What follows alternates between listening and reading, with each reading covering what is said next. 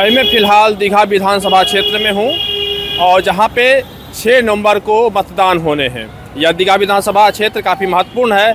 महत्वपूर्ण इसलिए है क्योंकि यहाँ भाजपा के जो विधायक हैं वो सर्वाधिक मतदान जो वोट लाकर यहाँ पे विधायक बने थे। हमने लोगों से बातचीत की और अब हमारे साथ बातचीत करने के लिए हैं कुमार जितेंद्र ज्योति सर, जो कि बिहार झारखंड हेड हैं अमर उजाला के, और इनसे हम बात करेंगे और समझेंगे कि आखिर यहाँ का गणित क्या है। सर, सबसे पहले तब ये बताइए कि हमने जो लोगों से बात की, लोगों ने अपनी अपनी बातें कही हैं, आप क्या कहते हैं? देखिए, ये 48,000 के आसपास मतों से दीघा में संजीव यादव जीते, संजीव चौरसिया जीते थे। उसके बाद जो लोकसभा चुनाव हुआ 2024 का, उस समय यहाँ से इस क्षेत्र से ये दीघा विधानसभा और भी विधानसभा जो क्षेत्र है वो जिस लोकसभा क्षेत्र से आता है पाटलिपुत्र, वहाँ से रामकृपाल यादव हार गए चुनाव। जब चुनाव उनकी हार हुई, उसके बाद से बार बार ये बात उठ रही थी कि कहीं संजीव चौरसिया से ये सीट निकल ना जाए, उनके हाथ से ले लिया ना जाए, लेकिन ऐसा कुछ हुआ नहीं। ऐसा इसलिए नहीं हुआ कि भाजपा को भी अंदाजा था कि 48,000 एक बड़ा मार्जिन है और भाजपा के किसी विधायक को इतनी बड़ी जीत, जिसको कहते हैं ना कि बड़ी जीत, नहीं हासिल हुई थी। ऐसा होता था पहले, जब परिसीमन के पहले ऐसा होता था 50,000, 60,000, 70,000, लेकिन ये जो बहुत बड़ा मार्जिन था 48,000। तो अब जो है इस बार का जो विधानसभा चुनाव है बहुत तुरंत दूसरे तरीके का है। इस बार दीघा से संजीव चौरसिया को वोट काटने के लिए भारी संख्या में लोग उतारे गए हैं। जनसुराज ने यहाँ पे मजबूत प्रत्याशी दिया है, मजबूत प्रत्याशी इस हिसाब से भी कि वो सब तरीके से मैनेजमेंट उनको पता है, मैनेज कर रहे हैं। उसके अलावा कम्युनिस्ट पार्टी ने भी ठीक ठाक चेहरा उतारा है। तो कुल मिला के ये लगता है कि हाँ, अभी परिस्थिति यहाँ पर वोट कौन कितना काटता है उसके हिसाब से जीत हार का निर्णय होगा। क्योंकि जनसुराज ने जो प्रत्याशी उतारा बिट्टू सिंह, उनको पॉपुलर नेम उनका बिट्टू सिंह है, और बिट्टू सिंह ठीक ठाक यहाँ पर, मतलब चूँकि नगर पालिका का क्षेत्र है, नगर निगम का क्षेत्र है, तो नगर निकाय में उनकी ठीक ठाक पकड़ थी और पिछले चुनाव में उन्होंने अपना प्रत्याशी भी उतारा था। जीत हार अपनी जगह पर है, लेकिन उसका जो अनुभव था उस चुनाव का, उसका असर जो है वो इसमें दिख रहा है और वो चर्चित हैं। जहाँ आपने प्रचार की बात कही, तो प्रचार निश्चित रूप से कमज़ोर है, क्योंकि एक तो कि छठ के दुर्गा पूजा, दीपावली, छठ सब आ गया, उसके बाद फिर मौसम ने ऐसा कर रखा है, आचार संहिता में चुनाव आयोग ने इतनी बंदिशें लगा रखी हैं कि आपको चुनाव प्रचार होता हुआ सिर्फ छोटी छोटी गाड़ियों से लोकल दिख जाएगा, लेकिन ऐसे नहीं दिखेगा। तो कहीं ना कहीं वो सारी चीज़ें मायने रखती हैं। ग्राउंड पर हम लोगों ने, आपने भी बात की, कई लोगों से, हमारी पॉलिटिकल जो नेताओं से बात हो रही है, वो ये लग रहा है कि दीघा में मुकाबला वोट काटने पर होगा। यहाँ कायस्थ प्रत्याशी भी उतारे गए, यहाँ राजपूत प्रत्याशी भी उतारे गए, मतलब भाजपा के वोट को काटना, सबसे कौन कितना काट पाता है, ये खेल, वही खेल किसी को मार्जिन से आगे ले जाएगा या कुछ मार्जिन घटा लेगा या जीत हार होगी।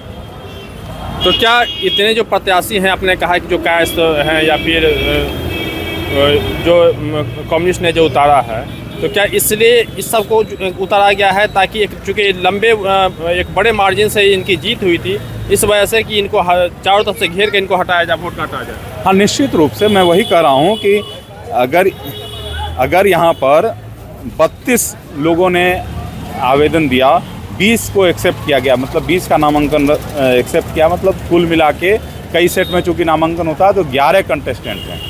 11 कंटेस्टेंट इस बार चुनाव मैदान में हैं। बैलेट बॉक्स जो है, बैलेट जो ईवीएम है वो एक ही होगा, उसमें कोई कन्फ्यूजन है नहीं। अब इसमें क्या है कि जो ये वोट क्षेत्र है, जहाँ पर मैं अभी दीघा, ओरिजिनली जो दीघा जहाँ जिसे कहा जाता है, मैं उस जगह पे खड़ा हूँ। तो इस जगह पे क्या है, यहाँ इस जगह पे मुस्लिम और यादव आबादी का क्षेत्र है।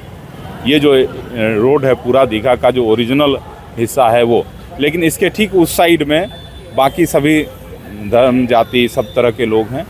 और जैसे ही आप और थोड़ा शहर की तरफ बढ़ेंगे, अटल पथ पूरा दीघा का क्षेत्र है, दीघा विधानसभा का, जहाँ निर्वाचन आयोग का ऑफिस है, वहाँ तक लगभग दीघा विधानसभा क्षेत्र है। तो परिस्थितियाँ ये कह रही हैं कि वोट काटना ही सबसे ज़्यादा इस एरिया का, मतलब इस बिहार चुनाव 2025 में दीघा में जो होगा वो वोट काट के ही कुछ गणित बनता है। देखिए, मैं एक देख रहा हूँ, कुसुमलता वर्मा इंडिपेंडेंट हैं, इनके भी नाम की चर्चा है। कुसुमलता वर्मा के नाम की भी चर्चा इंडिपेंडेंट हैं, तो ये भी वोट काट रही हैं। कैसे काट रही हैं आप समझ सकते हैं, जाति के हिसाब से वोट काट रही हैं। एक यहाँ पे जागरूक जनता पार्टी ने उतारा है, चलिए उनका क्या उनकी क्या उपस्थिति रहेगी। इंडिपेंडेंट देखें, श्वेत रंजन हैं। इंडिपेंडेंट यहाँ पे क्यों उतर रहे हैं इतना ज़्यादा? उसके अलावा प्लूरल्स ने उतारा है। प्लूरल्स जो उनकी पार्टी है, दप्पा जिसको हिंदी में कहते हैं, पुष्पम प्रिया चौधरी की, जो पिछले बार अपने आप को मुख्यमंत्री बता रही थी, तो उनकी भी पार्टी ने यहाँ है। ऋचा सिन्हा हैं, तक उनके मास्क नहीं हटे। हाँ, और ऋचा सिन्हा हैं। आप समझिए कि शहरी क्षेत्र में वोट काटने की भूमिका, ठीक है, जो जातिगत जनगणना हुई थी उसमें क्या हुआ था कि कायस्तों की संख्या कम दिखाई गई थी। बहुत सारे लोगों ने अपना सर्वे का विरोध किया था, इसलिए सर्वे में शामिल नहीं हुए थे, तो संख्या अपने आप घट गई। वो घट गई उसके हिसाब से आपने किस पार्टियों ने कायस्तों को वोट कम दिया, मतलब सीटें कम दी, प्रत्याशी कम उतारा। लेकिन क्या है, प्रत्याशी का सबको पता है कि वोट काटने का काम जो है अगर कायस्थ उतारेंगे तो होगा। जैसे हमने कुम्हरार की चर्चा की थी, कुम्हरार में केसी सिन्हा को उतारा गया। केसी सिन्हा क्यों उतारा गया? क्योंकि कायस्थ बहुल क्षेत्र है, तो केसी सिन्हा के को स्कोप देखते हुए जनसुराज ने उतारा। यहाँ वहाँ पे भी मैंने बात की, लोगों से जो बात की, तो लोगों ने जो प्रतिक्रिया दिया कि जो पॉलिटिकल पृष्ठभूमि उनका है नहीं, इस वजह से बहुत कुछ ऐसा कुछ हो नहीं सकता है। हाँ, नहीं, देखिए क्या है कि केसी सिन्हा बड़ा नाम है वहाँ के लिए, और जो पढ़े लिखे लोग होते हैं उनके लिए केसी सिन्हा का नाम मायने रखेगा। अब क्या है कि जब अंतिम समय में वोट देने वाला जब आदमी होता है ना, उसका माइंडसेट एकदम क्लियर होता है। जो वोट देने जाता है, बहुत कम लोग डोलड्रम जिसको कहते हैं कि उधेर बुन में है कि क्या करें नहीं करेंगे, लेकिन ज़्यादातर लोगों को क्या होता है कि वो तय करके ही जाते हैं कि हमको किसको देना, और तय वहाँ जाके नहीं करते हैं या चुनाव आने पे नहीं करते हैं। सामान्य तौर पर उनका एक माइंडसेट होता है, उस हिसाब से वोटर जाके वोट करते हैं। तो उस हिसाब से अंत में जाके भाजपा के प्रति समर्पित हो जाएं, ये हो सकता है। लेकिन अभी जो वहाँ उस क्षेत्र की बात मैं कर रहा हूँ, तो केसी सिन्हा इसलिए मायने रख रहे हैं क्योंकि कायस्थों का वोट वो ले रहे हैं। आज उन्होंने मुस्लिमों का, जो मुस्लिम वहाँ की आबादी है, वो उसको भी पकड़ के आज उनके साथ एक मीटिंग की है, और मुस्लिमों का भी दिखा रहे हैं कि हाँ हमको समर्थन मिल रहा। तो मुस्लिम का समर्थन तो उनको मिल सकता था। जनसुराज अपनी तरफ से, प्रशांत किशोर शुरू से मुस्लिम को टारगेट करते रहे हैं अपने साथ लाने की, तो थोड़ा सा मिल सकता है। हालांकि आरजेडी और कांग्रेस का जो मुसलमान वोट है वो कहीं खिसकता हुआ अभी तक हम लोग को कहीं और नहीं दिख रहा है। जब पटना की बात करें, अब इस क्षेत्र में बात करें, अब बिट्टू सिंह, रितेश रंजन सिंह नाम है उनका, रितेश, जब बिट्टू सिंह उतर रहे हैं यहाँ पर, तो आप समझिए कि फॉरवर्ड वोट काटना कुल मिला के है कि फॉरवर्ड वोट काटना है। फॉरवर्ड वोट किसका कटेगा? फॉरवर्ड वोट निश्चित रूप से भाजपा का कटता है। बिल्कुल जी। मैं और भी बात करूं, जैसे दिव्या गौतम उतारी गई हैं। दिव्या गौतम कौन है? दिव्या गौतम जो कम्युनिस्ट पार्टी के उम्मीदवार हैं, वो कम्युनिस्ट पार्टी ऑफ इंडिया, मार्क्सवादी लेनिनवादी माले जो है उसने उतारा है।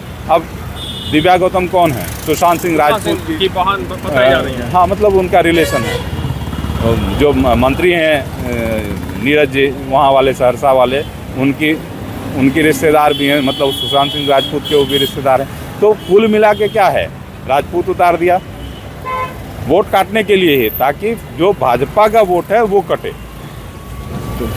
अच्छा, ठीक है, वोट कट जाए तो क्या इसका फायदा विपक्ष को मिलेगा क्या?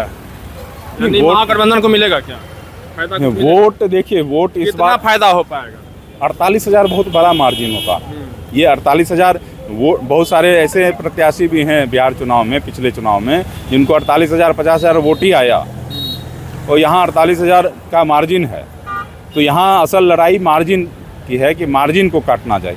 जब मार्जिन काटने में बाकी लोग काट ले सकते हैं, तो किसका काटेंगे? भाजपा का काटेंगे, क्योंकि भाजपा ही ने जीता था। तो 48,000 का परिस्थिति ऐसी नहीं है कि वो पहले से ख़राब हो गई है या भाजपा के खिलाफ माहौल है, इस तरह की नहीं है। तो वोट काट लेंगे, काटने के बाद ही पता चलेगा, कैलकुलेशन जो क्लियर होगा कि वोट काट कौन रहा है। अगर बाकी लोग काट के और आरजेडी, कांग्रेस, कम्युनिस्ट ये सारा वोट अपने पास हासिल कर लेता है, तो इधर मजबूत स्थिति होगी। नहीं, अगर जनसुराज के जो बिट्टू सिंह है वो अपनी तरफ से मजबूत स्थिति बना सकेंगे और जो आरजेडी कम्युनिस्ट का भी वोट अपने साथ ला सकेंगे, राजपूत होने के कारण भी वोट ला सकेंगे, ये सारा चीज़ कर पाएंगे तो उसका फ़ायदा उनको मिल जाएगा। लेकिन अभी फ़िलहाल ये कहना बहुत मुश्किल लग रहा है मुझे कि 48,000 का जो लंबा गैप है उसको दीघा विधानसभा क्षेत्र में अभी काट के और कोई विन विन पोजीशन में कोई मुझे न दिख रहा है, लोगों से बातचीत में दिख रहा है, न यहाँ की परिस्थितियों में दिख रहा है कि ऐसा कुछ हो। क्योंकि दो चीज़ें हुई हैं, चुनाव प्रचार जो कम हो रहा है या बहुत सारी जो बंदिशें हैं, उससे नए प्रत्याशियों का नाम, नए दलों का चुनाव चिन्ह, ये सब बहुत प्रचारित होता हुआ नहीं दिख रहा है। तो उसका असर जो है उल्टा भी पड़ सकता है। मतलब जो नए हैं, हमने कल बांकीपुर में भी देखा था, बांकीपुर का जो हम लोगों ने ग्राउंड रिपोर्ट की, तो बांकीपुर में भी यही हो रहा था कि जो विधायक हैं उनको लोग जान रहा है, सामने वाले प्रत्याशी को नहीं जान रहा है।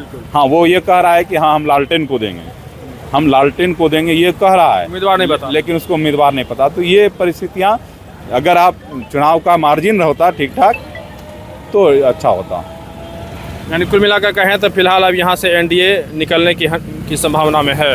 नहीं, हम लोग ये अभी नहीं कह सकते हैं क्योंकि अभी 4 दिन का समय है और 4 दिन के समय में अगर ये कैलकुलेशन कुछ चेंज होगा तब परिस्थिति बदलेगी, अन्यथा आज तक की बेहतर स्थिति में निश्चित रूप से है।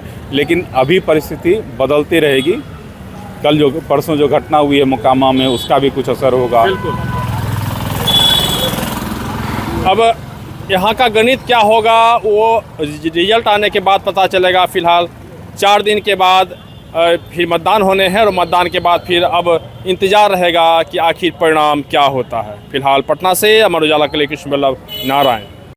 अगर आप ये वीडियो YouTube पर देख रहे हैं तो हमारे चैनल को सब्सक्राइब कर बेल आइकन दबाएं और Facebook पर देख रहे हैं तो हमारे पेज को लाइक करें।